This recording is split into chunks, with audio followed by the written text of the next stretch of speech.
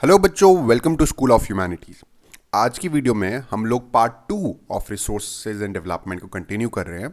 इससे पहले की वीडियो में हमने पढ़ा था कि रिसोर्सेज का मतलब क्या होता है ना। रिसोर्सेज का मतलब हमने पढ़ लिया था, क्लासिफिकेशंस पढ़ लिया था, टाइप्स ऑफ रिसोर्सेज पढ़ लिया था, है ना। उसके अलावा हमने एजेंडा 21, आपको याद होगा एजेंडा 21 1992 की जो कॉन्फ्रेंस हुई थी वर्ल्ड क्लाइमेट की, वो पढ़ लिया था। आज की क्लास में हमने पढ़ना है रिसोर्स प्लानिंग। ठीक है, तो चलिए शुरू करते हैं आज का टॉपिक। मेरा नाम है सुमित बोरा और आप देख रहे हैं स्कूल ऑफ ह्यूमैनिटीज। बच्चों, एक बात सुनो और समझो, ठीक है। हमें प्लानिंग की जरूरत किसकी पड़ती है? प्लानिंग की जरूरत हमें पड़ती है उस चीज की जो हमारे पास, जिसकी अवेलेबिलिटी कम है। टाइम की ज़रूरत, टाइम को प्लान इसलिए करना पड़ता है क्योंकि टाइम की कहीं ना कहीं लिमिटेड रिसोर्स है, टाइम भी लिमिटेड है ना। पैसे की कभी कभी हमें पास प्लानिंग इसलिए करनी पड़ती है क्योंकि money resource is also less. उसी तरीके से बाकी रिसोर्सेज भी हमारे पास क्योंकि कम मात्रा में है, कम है, इसीलिए उनकी प्लानिंग की ज़रूरत पड़ती है। दूसरी बात, क्योंकि availability of resources is limited, पहली चीज़ समझ में आ गई। दूसरी बात ये समझिए कि हमारे इंडिया में जो रिसोर्सेज हैं वो डाइवर्स हैं, इनॉर्मस डाइवर्सिटी है। डाइवर्स का मतलब क्या? फैले हुए हैं। जैसे कुछ ऐसे राज्य हैं जिनके पास बहुत ज़्यादा रिसोर्सेज है, जैसे कि उड़ीसा, झारखंड, छत्तीसगढ़, बिहार, ये जो छोटा नागपुर वाला रीजन है ना, प्लेट्यू वाला रीजन, यहाँ पर बहुत सारे रिसोर्सेज हैं। लेकिन वहीं आप लद्दाख की तरफ चले जाइए, वहीं आप राजस्थान की तरफ चले जाइए, गुजरात की तरफ, यहाँ पर अभी भी रिसोर्सेज का उतना ज़्यादा नहीं है, उतना ज़्यादा रिसोर्सेज अवेलेबिलिटी नहीं है। तो अब पूरे देश में रिसोर्सेज का मिलते एक जगह पर है, लेकिन आपको फैलाना उनको चाहिए, डिमांड पूरे देश में है, तो उसको मीट करने के लिए अगेन यू नीड प्लानिंग। ठीक है, तो इसको पढ़ते हैं हम लोग चैप्टर को इन डिटेल, क्योंकि ये इन डिटेल वीडियो है ना। तो इन डिटेल चैप्टर को पढ़ेंगे और आई एम श्योर आप लोगों को पसंद आएगा, आप लोगों को समझ में भी आएगा। आपको कोई भी डाउट होंगे आप मुझे कमेंट सेक्शन में पूछ सकते हैं। तो सुनिए, planning is a widely accepted strategy for judicious use of resources. Judicious का मतलब होता है best utilisation, you know fair use of resources. Planning बहुत ज़्यादा ज़रूरी है ताकि उसका एक प्रॉपर यूटिलाइजेशन हो सके रिसोर्सेज का। It has importance in a country like India, which has enormous diversity in the availability of resources. There are regions which are rich in certain types of resources, but are deficient in some other resources. हमारे ही India में कुछ ऐसे countries हैं, कुछ ऐसे states हैं, sorry, जो कि किसी रिसोर्स में रिच हैं बट दूसरे में डेफिशिएंट है, दूसरों में की उसके पास कमी है। मैं एग्जाम्पल के तौर पर बताता हूँ। राजस्थान के एग्जाम्पल ले लीजिए। राजस्थान के पास इनॉर्मस एयर और सोलर कैपेसिटी है, सोलर पावर जनरेशन की कैपेसिटी है, विंड पावर जनरेशन की कैपेसिटी, क्योंकि हवा भी बहुत वहाँ तेज बहती है। ऑन द अदर हैंड बस डेफिशिएंसी किसकी है उसके पास? डेफिशिएंसी है वाटर की, है कि नहीं है ना। वाटर नहीं है राजस्थान के पास। तो क्या ऐसा करा जाए कि जिन राज्यों के पास एयर और सोलर एनर्जी नहीं है उन तक ये पहुंच जाए, और जिस राज्य के पास वाटर नहीं है उस तक ये पहुंच जाए। इस तरीके को, सिस्टम को बोलते हैं रिसोर्स प्लानिंग। बात समझे बच्चों? रिसोर्स प्लानिंग, ठीक है। ये एग्जाम्पल देखो, ये चीज़ समझना और फिर उसको लिखना, ये दोनों ही बहुत अच्छी बात हो जाती है अगर आपने डिटेल में पढ़ लिया। There are some regions which can be considered self-sufficient in terms of availability of resources, and there are some regions which have acute shortage of some vital resources.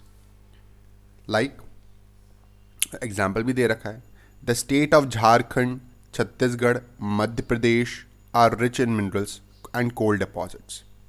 देखो, जो ये राजस्थान, मध्य प्रदेश, झारखंड, छत्तीसगढ़ है, इनके पास कोल और मिनरल डिपॉजिट बहुत ज़्यादा है क्योंकि प्लेट्यू स्टेट्स हैं, है ना। तो इनके पास प्लेट्यूज में मिनरल्स और ये माइनिंग बहुत प्लेंटी ऑफ अबंडेंट रिसोर्सेज होता है। बच्चों, ये चीज़ को डिटेल में समझना ज़रूरी है। सोशल साइंस को मानते हैं कि सोशल साइंस से आप कई लोग मानते हैं कि सोशल साइंस ना कि एक साइड सब्जेक्ट है। मैथ्स और कि मैं साइंस को एक पूरा दर्जा दे दो और ये सोशल साइंस को तो साइड में रट लेंगे लास्ट के दिनों में। आपको पता है बच्चों, लास्ट में घूम फिर के आपको जब आप बड़े हो जाते हो, कॉलेजेस चले जाते हो, कई बार आप इवन आफ्टर कॉलेज आपको ये किताबों को पढ़ना पड़ता है, समझना पड़ता है, काम आती ही आती हैं। अब आप बोलेंगे सर हम तो इंजीनियर करना चाहते हैं, हम तो डॉक्टर बनना चाहते हैं, तो वहाँ पर ये काम कैसे आएंगी? डॉक्टर भले ही वो एमबीबीएस हो, भले ही वो इंजीनियरिंग हो, वहाँ पर कोई ना कोई एक ऐसा सब्जेक्ट आपको लेना पड़ता है which is related to social science, human science. ठीक है। और बात यहाँ पर सिर्फ उसकी नहीं है कि पढ़ना है या नहीं पढ़ना है। बात यहाँ पर यह है बच्चों कि अगर आपको फ्यूचर में कोई ऐसी चीज़ जो कि एक बेटर ह्यूमन बीइंग बना रही है, एक सोसाइटी को अच्छा बनाने में योगदान दे रही है, उस चीज़ को कभी भी अंडरमाइन नहीं करना चाहिए। और social science is one of them. जैसे मैथ्स आपकी न्यूमेरिकल एबिलिटी को इंप्रूव करता है, साइंस आपकी साइंटिफिक एबिलिटी को इंप्रूव करता है, तो सोशल साइंस आपकी ह्यूमनिस्टिक एबिलिटीज को इंप्रूव करते हैं, सोशल एबिलिटीज को इंप्रूव करते हैं, आपको एक वेल सोशल ह्यूमन बीइंग बना देते हैं। राइट? तो इसको ध्यान से पढ़ना एक बहुत ज़्यादा ज़रूरी चीज़ हो जाती है। अच्छे से पढ़ना एक बहुत ज़्यादा ज़रूरी चीज़ हो जाती है। ठीक है। तो देखिए, मैं ये बता रहा था कि Jharkhand, Chhattisgarh, Madhya Pradesh are rich in minerals and coal deposits. Arunachal Pradesh has abundance of water resources but lacks in infrastructural development. Arunachal Pradesh के पास पानी बहुत है, क्योंकि आपको पता होगा ब्रह्मपुत्रा रिवर तो वहीं पर बहती है ना, लेकिन उसके पास इंफ्रास्ट्रक्चरल डेवलपमेंट नहीं है कि उस पानी को वो कन्वर्ट कर सके, ब्रह्मपुत्रा के पानी में डैम वैम बना सके या किसी तरीके से उसको पूरे देश में इरिगेशनल पर्पजेस के लिए चैनलाइज कर सके। तो अरुणाचल प्रदेश के पास ये दिक्कत है। दूसरी तरफ स्टेट ऑफ राजस्थान है, जिसके पास सोलर एनर्जी बहुत ज़्यादा है, विंड एनर्जी बहुत ज़्यादा है, बट वाटर रिसोर्स नहीं है। इसी तरफ लद्दाख है, जहां पर कल्चरल हेरिटेज बहुत अच्छी है, they have rich cultural heritage, but then they do not have water, infrastructure, some vital minerals. तो इसी वजह से हमारी गवर्नमेंट या हमारे देश में एक नीड आ जाती है फॉर बैलेंस्ड रिसोर्स प्लानिंग। किसकी नीड आ जाती है? बैलेंस्ड रिसोर्स प्लानिंग की, at national level, state level and local level also. अगर ऐसी प्लानिंग नहीं करी जाए तो फिर पूरे देश में रिसोर्सेज मिल ही ना पाए, हमेशा कमी ही बनी रहे। जैसे कि मैंने आपको बताया भी होगा दूसरी क्लासेस में, ग्रीन रेवोल्यूशन आने के टाइम पर, जो ग्रीन रेवोल्यूशन हुआ, तो कुछ ही स्टेट्स में लाइक पंजाब, हरियाणा, यूपी, है ना, बिहार और कुछ नॉर्थ ईस्ट के स्टेट्स भी, वहां पर इसका इम्पैक्ट पड़ा ज़्यादा। लेकिन सदर्न स्टेट्स में इतना इम्पैक्टफुल ग्रीन रेवोल्यूशन हो नहीं पाया। अब लेकिन बच्चों, डिमांड तो वीट और राइस की पूरे देश से आती है। ऐसा तो है नहीं कि सिर्फ यही देश को उगाना है और इन्हीं स्टेट्स को खाना है, इन्हीं स्टेट्स को उगाना है और इन्हीं स्टेट्स को खाना है, ऐसा तो है नहीं। तो इस डिमांड को मीट करने के लिए ज़रूरी होती है प्लानिंग, कि कैसे प्लानिंग करी जाए, क्या करा जाए, किस तरीके से करा जाए। हेंस इसलिए ये रिसोर्स प्लानिंग एक बहुत इंपॉर्टेंट टॉपिक बन जाता है। रिसोर्स प्लानिंग के लिए 3 मेजर चीज़ें सरकार ने अपनाई हैं और अपनाते हैं, because resource planning is a complex process. ये ध्यान दीजिएगा, इंपॉर्टेंट क्वेश्चन है। Resource planning is a complex process. क्यों? क्योंकि इसमें 3 चीज़ें इन्वॉल्व होती हैं और बहुत ही ध्यान से और बहुत ही केयरफुली करनी पड़ती है। पहला होता है आइडेंटिफिकेशन। आइडेंटिफिकेशन किसका? रिसोर्स का। रिसोर्स को आइडेंटिफाई करो। दूसरा होता है इवॉल्व। इवॉल्व क्या? किसको? क्रिएट। इवॉल्व करना मतलब क्रिएट करना, डेवलप करना। Develop to what? डेवलप एक प्लान को डेवलप करो। तीसरा मैच। मैच किसको? मैच करो अपने डेवलपमेंटल प्लान को with overall national development plans. Local level पर, हर रीजनल लेवल, अपने लोकल लेवल पर आप अपने डेवलपमेंटल प्लान्स बनाओ और ये देखो कि जो आपका प्लान है that should be in sync with the national development plan. जो देश का जो डेवलपमेंट है उसके हिसाब से होना चाहिए, उसके अगेंस्ट जाके कोई प्लान नहीं होना चाहिए। समझे कि नहीं समझे? थोड़ा जुकाम हो गया बच्चों। ठीक है। तो resource planning is a complex process that involve identification, और आइडेंटिफिकेशन करने के लिए कैसे तरीके होते हैं? सर्वेइंग, सर्वे करिए जगह जगह जाके, मैपिंग, मैप बनाइए, क्वालिटेटिव एंड क्वांटिटेटिव एस्टिमेशंस करिए कि भैया जो हमें मिनरल मिल रहा है, जो हमें माइनिंग करनी है, उसकी क्वालिटी कैसी है, उसकी क्वांटिटी कैसी है, उसका मेजरमेंट करके अपने रिकॉर्ड्स तैयार करो। ठीक है, इसको इसलिए बोलते हैं आइडेंटिफिकेशन एंड इन्वेंट्री। इन्वेंट्री बोले तो स्टॉकिंग होता है ना, जैसे वेयर हाउसेज में इन्वेंट्री बनाते हैं, सामान को पहले बना के रख लेते हैं, उसको इन्वेंट्री कहते हैं। ठीक है, जो माल, इसको आसान भाषा में हिंदी में मतलब गोदाम में माल पड़ा हुआ है। गोदाम में माल पड़ा हुआ का मतलब है इन्वेंट्री पड़ी हुई है, right. So this involve surveying, mapping, qualitative and quantitative estimation and measurement of resources. दूसरा होता है evolving a planning structure.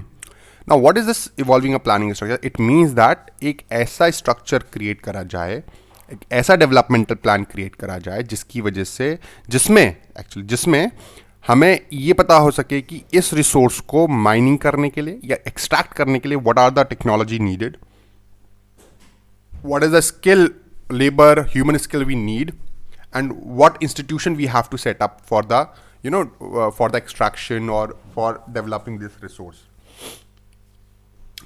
Example के तौर पर कि कोल निकालने के लिए कौन सी, कोल की खान से कोल को निकालने के लिए कौन सी टेक्नोलॉजी यूज़ होगी, कितना ह्यूमन रिसोर्स हमें चाहिए रहेगा, और कितना आपको क्या इंस्टीट्यूशन बनाने पड़ेंगे उसको गवर्न करने के लिए, उसको देखने के लिए। जैसे कि इंस्टीट्यूशंस बोले तो कोल इंडस्ट्रीज़ है ना, और कहाँ कहाँ ये कोल जाएगा, कैसी इंडस्ट्रीज चाहिए रहेंगी।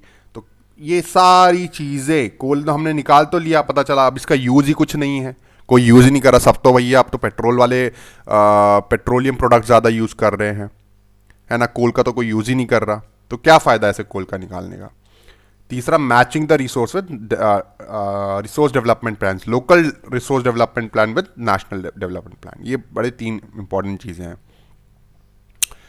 ठीक है, तो इंडिया ने इस चीज़ को करने के लिए बहुत एफर्ट्स लगाए। So India has made a concerted effort for achieving goals of resource planning right from first 5 year plan. आपको पता होगा, आज जिसको हम नीति आयोग कहते हैं, उससे पहले सरकार ने रशिया के एक मॉडल को अपनाया था कि 5 साल के लिए 5 ईयर प्लानिंग सिस्टम चलता था हमारे में, जिसमें सरकार 5 साल के लिए एक पर्टिकुलर एम ऑब्जेक्ट को ध्यान में रखकर प्लानिंग करती थी, है ना, समझ में आया। तो फर्स्ट 5 ईयर प्लान जो कि 1950, if I can remember it correctly, 1950 पर इम्प्लीमेंट कर दिया गया था और तब से लगातार चल रहा है। 1950 में first 5 year plan. The availability of resources are necessary condition for development of any region, but mere availability of resources in the absence of corresponding changes. कहाँ गया? The availability of resources is a necessary condition for development of any region, but mere availability of resources in the absence of corresponding changes. आजा भाई, in technology and institution में hinder the development. वाह, क्या line लिखी है बच्चों, ये line समझे आप?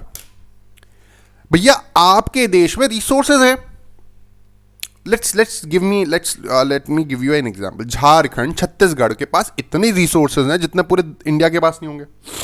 2 स्टेट्स हैं, येट उनका जीडीपी रेशियो, उनका पर कैपिटा इनकम बाकी के देश से गरीब वो है, कम है। ऐसा क्यों? क्यों भैया? सिर्फ रिसोर्स होने से काम नहीं चलता, सिर्फ आपके पास कैपेबिलिटी है उससे काम नहीं चलता, उसको निखारना पड़ता है।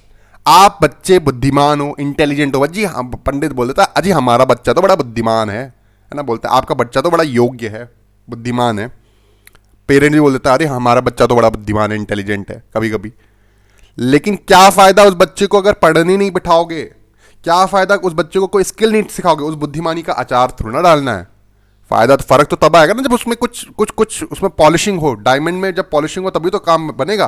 तो वैसे ही सिर्फ रिसोर्स का होने से काम नहीं बनता। You should have technology and institutions कि कैसे उसको निकालें, कैसे उसको क्रिएट करें, दुनिया तक पहुंचाएं। इंस्टीट्यूशंस होने चाहिए, इंडस्ट्रीज होनी चाहिए जहां उसका यूज हो सके। ऐसा सिस्टम बनाना चाहिए कि जो जिससे उसका एक्सपोर्ट हो सके, सेल आउट हो सके। ठीक है।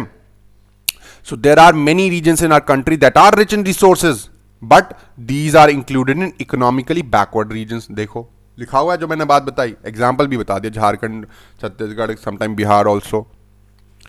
And on the contrary, there are some regions which have poor resources base, but they are economically developed. है ना, पुअर रिसोर्स बेस्ड जो है कुछ रीजन के पास, बट इकोनॉमिकली डेवलप्ड है। तो ये है बच्चों, ये बड़ा इंपॉर्टेंट है, समझने वाली बात है ये। तो जो मैं पढ़ा रहा हूँ बहुत डिटेल में पढ़ा रहा हूँ, और मैं तो ये समझूंगा कि भाई आप लोग सिर्फ और सिर्फ रट्टा मारने के लिए नहीं पढ़ोगे ये, क्योंकि मेरा एम ही रट्टा मारने का नहीं है। मैं चाहता हूँ कि आपको याद भी हो एट टाइम्स, बट समझ में भी तो आए, समझे? क्योंकि एक एक लाइन ना, एक एक वर्ड ना बच्चों एनसीईआरटी का बड़ा इंपॉर्टेंट है। और जब आप ये चीज समझ लेते हो ना, तो ये एक एक लाइन, एक एक वर्ड का मतलब समझ लेते हो ना, तो आपके अंदर एक लेवल ऑफ चेंज आता है। जैसे आप पूरे साल अगर यही चीज पढ़ रहे हो, एसएसटी पढ़ रहे हो, आप क्लास 9th में जिस दिन एंटर करे, क्लास 10th में, उस क्लास 10th में ही बाहर निकलते, समझो जैसे आपने सेशन के स्टार्टिंग में क्लास 9 से आए थे, 9 से फिर आप 10th में गए, 10th में पूरा 1 साल पढ़ा, और 1 साल के बाद आपने, जब आप क्लास 10 से बाहर निकलोगे, तो इस एसएसटी का आपके दिमाग पर एक अलग ही असर पड़ेगा। और वो असर इतना होगा कि आपको धीरे धीरे धीरे धीरे आपको सटल लेवल पर दिखेगा जब आप बड़े हो जाओगे, बल्कि 10th क्लास से दिखने लग जाएगा, छोटी छोटी बातों में, समझदारी की बातों में। समझ में आ रहा है न्यूज में क्या देखना है, क्या इग्नोर करना है? समझ में आ रहा है? बच्चे फिर लास्ट में ब्रेन, भैया बच्चे आईएएस बनना चाहते हैं, अरे आईएएस बनने के लिए पहले बेसिक क्लासेस से तो माइंडसेट तो डेवलप करो। माइंडसेट है नहीं, सोचते हैं भैया हम तो जब ग्रेजुएशन करेंगे उसी के बाद से तैयारी करेंगे, 1-2 साल की तैयारी में हो जाएगा, तभी तो नहीं होता। माइंडसेट नहीं है ना बच्चों। जब तक माइंडसेट नहीं बनेगा तब तक बनोगे कैसे? कोई भी देश की सेवा का कोई भी प्रोग्राम एग्जाम ले लो, पहले माइंडसेट तो बनाओ, ठीक है? So the history of colonization revealed that rich resources in colonies were the main attraction of foreign invaders. India में कॉलोनाइजेशन का रीजन ही ये था कि क्यों आने लगे लोग इंडिया में। लोग आए ही इसलिए क्योंकि रिसोर्सेज से अट्रैक्ट होकर इंडिया में आए। पोर्चुगीज थे, या फिर तुम्हारे डच थे, या ईस्ट इंडिया कंपनी थी, इतना रिसोर्सेज देखा, अरे वाह, लालच आ गया उनको, इंडिया में तो भैया सब कुछ है, स्पाइसेस, सिल्क, कॉटन वगैरह वगैरह, यहाँ पर कोई अट्रैक्ट होके आ गए। It was primarily the higher level of technological development of colonising country. देख रहे हो, ये एग्जाम्पल दिखाया ऊपर वाली बात का। हमारे पास रिसोर्स था, हमको पता नहीं, हम उसका ज्यादा यूज नहीं कर पाए।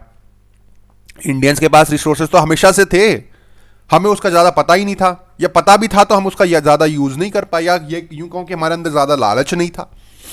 लेकिन ब्रिटिशर्स के पास हायर लेवल ऑफ टेक्नोलॉजी था, हायर लेवल ऑफ डेवलपमेंट था, एक तरीके से डेवलप्ड लोग थे वो लोग। तो उन्होंने इंडिया में आकर हमें ही गुलाम बना के हमारे रिसोर्सेज को एक्सप्लॉइट कर दिया। Therefore, resources can contribute to development only when they are accompanied by appropriate technology and institutional change. Resources तभी फायदेमंद हो सकते हैं, तभी डेवलपमेंट कर सकते हैं रिसोर्सेज, जब टेक्नोलॉजी हो और इंस्टीट्यूशनल चेंजेस हो। तो बच्चों देख लो, ये वही चीज़ है कि होना चाहिए, दिमाग होना चाहिए। तो वो ट्रायंगल याद है ना ऊपर, ह्यूमन, जिसमें हमने ह्यूमन बनाया था, एक तरफ क्या बनाया था, एक तरफ रिसोर्सेज बनाए थे, एक तरफ इंस्टीट्यूशंस बनाए थे, और दूसरी तरफ क्या बनाया था, टेक्नोलॉजी। तो ये नेचर, रिसोर्स मतलब नेचर, तो नेचर, इंस्टीट्यूशन और टेक्नोलॉजी, तीनों चीज़ें इंपॉर्टेंट है, सिर्फ एक के होने से काम नहीं चलेगा। इनका मतलब एक तरह से समझ लो शादी है, दहेज में आते हैं ये तीनों। India has experienced all this in a different phases of colonisation. Therefore in India, development in general and resource development in particular does not only involve the availability of resource but also technology, quality of human resource and historical experiences of people. तो India में resource की availability इस तरीके से रहती है कि आपके पास अप्रोप्रिएट टेक्नोलॉजी होनी चाहिए। हमारे इंडिया में बेसिकली तभी हम रिसोर्स डेवलपमेंट कर पाएंगे जब एक तो सिर्फ रिसोर्स अवेलेबल है उससे काम नहीं बनेगा, टेक्नोलॉजी भी होनी चाहिए, हमारी ह्यूमन रिसोर्स की क्वालिटी बहुत अच्छी होनी चाहिए, और दूसरा हिस्टोरिकल एक्सपीरियंस ऑफ पीपल। यानी इसका क्या मतलब हिस्टोरिकल एक्सपीरियंस ऑफ पीपल का? इसका ये मतलब है कि जो पुराने ज़माने से हमारे साथ ब्रिटिशर्स ने करा है, या हमें इससे पता चला कि जितना हिस्ट्री में ब्रिटिशर्स ने हमारे रिसोर्सेज को एक्सप्लॉइट किया है वैसा हम ना करें। यह सारी चीज़ें हमें सीखने वाली बातें हैं, ठीक है? ये सारी चीज़ें हमें सीखनी है कि जो हिस्ट्री में हमें पुराने ज़माने में हमें जो एक्सपीरियंसेस हुए, ब्रिटिशर्स ने हमारे रिसोर्सेज को बेचा, अपने ही देश के लोगों को मतलब इंडियंस को बेसिकली गरीब रखा, उन रिसोर्सेज को प्रॉपर प्लानिंग नहीं करी, तो उस चक्कर में हमें कितना नुकसान हुआ। तो ऐसा हम ना करें अब एज अ गवर्नमेंट। तो ये हमारा एक मेन एम हो जाता है, समझे। अब पढ़ते हैं कंजर्वेशन ऑफ रिसोर्सेज। फिर उसके बाद एक ये है बच्चों लैंड वाला चीज़। ये लैंड वाला हम नेक्स्ट वीडियो में ले लेंगे, ठीक है, क्योंकि वरना फिर बड़ी वीडियो बन जाती है बहुत ज़्यादा, ठीक है। लैंड रिसोर्स, तो देखो कंजर्वेशन ऑफ रिसोर्स, तो भैया हमें क्या करना है रिसोर्स प्लानिंग में? सबसे मेन एम है conserving resources, proper utilisation, judicious use of resources. Resources are vital for any development activity, but irrational consumption and overutilization of resource may lead to socio-economic and environmental problem. अगर ज़्यादा ही over utilisation करोगे resources का तो उससे क्या हो जाएंगी? Socio economic and environmental problems. To overcome these problem, resource conservation at various level is important. This had been the main concern of leader and thinker in past. For example, Gandhi ji was very apt in voicing his concern. बड़ी important line Gandhi ji ने resource conservation पर एक line मारी थी, और वो बड़ी famous line मारी थी. There is enough for everyone's need but not for anybody's greed. Gandhi ji ने बोला आपकी नीड्स के लिए हम जो रिसोर्स है सब पर्याप्त है, आपकी जरूरतों को पूरा करने के पर्याप्त रिसोर्स है, लेकिन आपके लालच को पूरा करने के लिए तो भैया कुछ नहीं है, सब कम पड़ जाएगा, तब भी कम पड़ जाएगा. जैसे बोलते ना कि आपके पास पैसा इतना होना चाहिए कि भरपूर, मतलब आपकी ज़रूरतें सारी पूरी हो जानी चाहिए, लेकिन अगर आप लालच करोगे, लाविश लाइफ जीने की कोशिश करोगे और शो ऑफ करने के लिए आप पैसा कमाने, वो तो फिर कमी, मतलब कभी पूरा ही नहीं हो पाएगा. So he place the greedy and selfish individual and exploitative nature of modern technology as the root cause of resource. Gandhi ji का मानना था कि लोगों के लालच ने, सेल्फिशनेस ने और ये एक्सप्लॉयटेशन करने के चक्कर में रिसोर्सेज का डिप्लीशन कर दिया है पूरा. इसलिए वो ही was against mass production and wanted to replace it with production by masses. उनका ये मानना था कि मास प्रोडक्शन नहीं होना चाहिए, मतलब कोई भी क्वांटिटी बहुत ज़्यादा लेवल पर प्रोड्यूस नहीं होनी चाहिए, रादर ज़्यादा लोग किसी क्वांटिटी को प्रोड्यूस करना चाहिए. दोनों में फ़र्क है. दोनों में ऐसे फ़र्क है कि कोई क्वांटिटी अगर मास लेवल पर प्रोड्यूस होती है, यानी बहुत ज़्यादा लेवल पर क्वांटिटी, बैच प्रोडक्शन बोलता है ना, जो बहुत ज़्यादा बड़े लेवल पर प्रोड्यूस होती है, तो उससे नुकसान होता है. क्यों? क्योंकि कई बार तो वो चीज़ें वेस्टेज भी हो जाता है, कई बार वो चीज़ें फ्यूचर में यूज़ भी नहीं हो पाती हैं. तो गांधी जी मास प्रोडक्शन के अगेंस्ट थे कि ज़्यादा प्रोड्यूस मत करो, बल्कि लिमिटेड प्रोड्यूस करो, ठीक ठाक प्रोड्यूस करो, कमी भी नहीं होनी चाहिए, ठीक प्रोड्यूस करो, बट ज़्यादा से ज़्यादा लोग, पीपल को इन्वॉल्व करके प्रोड्यूस करो, लेबर ह्यूमन इंटेंसिव बनाओ, ठीक है, ताकि लोगों को जॉब मिले, इकोनॉमी डेवलपमेंट हो. ऐसे ये गांधी जी का मानना था. तो रिसोर्स कंजर्वेशन की कई सारी, एट इंटरनेशनल लेवल एक क्लब ऑफ रोम था, advocated resource conservation for the first time in a more systematic way. तो क्लब ऑफ रोम ने इंटरनेशनल लेवल पर 1968 में पहली बार रिसोर्स कंजर्वेशन की बात करी. तो फर्स्ट टाइम करी थी 1968, क्लब ऑफ रोम पहली बार. बाद में 1974 में एक शुमाकर जी थे, इन्होंने किताब लिखी, E.F. शुमाकर थे ये, स्मॉल इज ब्यूटीफुल, जिसमें उन्होंने Gandhian philosophy to conserve resource को आइडलाइज करा, उनको उसको बताया. ठीक है, तो ये पहला हो जाएगा ये. और दूसरा था शुमाकर की small is beautiful, the seminal contribution with respect to resource conservation at global level was made. तो ये दूसरा लेवल शुमाकर जी ने स्मॉल इज ब्यूटीफुल में 1974 गांधीयन फिलॉसफी को करा. फिर एक ब्रंटलैंड कमीशन रिपोर्ट थी 1987 में, जिसने ग्लोबल लेवल पर रिसोर्स कंजर्वेशन और कंट्रीब्यूशन की बात करी. The report introduce the concept of sustainable development. ये याद रखना, ये बड़ा इंपॉर्टेंट है. ब्रंटलैंड कमीशन रिपोर्ट थी 1987 की, जिसमें सस्टेनेबल डेवलपमेंट की बात करी गई थी, and advocate as a mean of resource conservation, which was subsequently published in a book entitled Our Common Future. ठीक है, तो ये बाद में ये ब्रंटलैंड कमीशन की जो रिपोर्ट थी आर कॉमन फ्यूचर नाम की किताब में छपी थी. अनदर सिग्निफिकेंट कंट्रीब्यूशन वो तो रियो डी जेनेरो की 1992 में अर्थ समिट, आपको पता ही है, अर्थ समिट हुई थी. तो club of Rome, small is beautiful, Brundtland commission report जिसमें सस्टेनेबल डेवलपमेंट की बात करी गई, आर कॉमन फ्यूचर इसी से रिलेटेड है, फिर अर्थ समिट 1992 की रिसोर्स. ठीक है बच्चों, तो आज की क्लास में इतना ही है, और आगे की वीडियो के लिए लगातार बने रहें आप सभी लोग. आप लोग बहुत अच्छे से पढ़िए, और उम्मीद है कि आप सिर्फ रट्टा मारने के लिए या सिर्फ क्रैमिंग के लिए नहीं पढ़ेंगे, डिटेल में समझेंगे, चीज़ों की गहराई तक जाएंगे। और आज की वीडियो के लिए को देखने के लिए बहुत बहुत थैंक यू। लाइक करिएगा मेरे चैनल को, और इस वीडियो को लाइक करिएगा, शेयर करिएगा, सब्सक्राइब करिएगा, कमेंट भी ज़रूर करिएगा, और मेरे चैनल को सब्सक्राइब करना तो भूलिएगा ही मत। Thank you so much, bye.